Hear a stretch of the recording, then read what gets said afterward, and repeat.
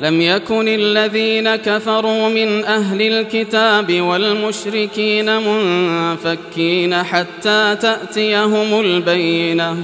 رسول من الله يتلو صحفا مطهرة فيها كتب قيمة وما تفرق الذين أوتوا الكتاب إلا من بعد ما جاءتهم البينة وما أمروا إلا ليعبدوا الله مخلصين له الدين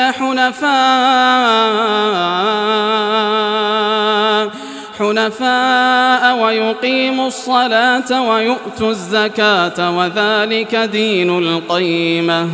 إن الذين كفروا من أهل الكتاب والمشركين في نار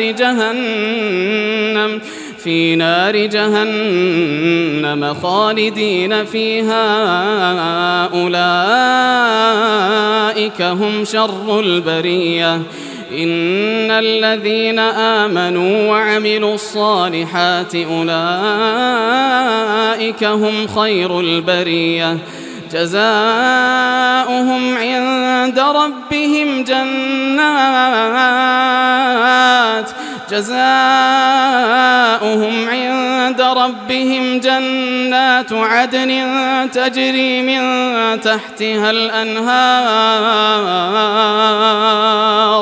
جنات عدن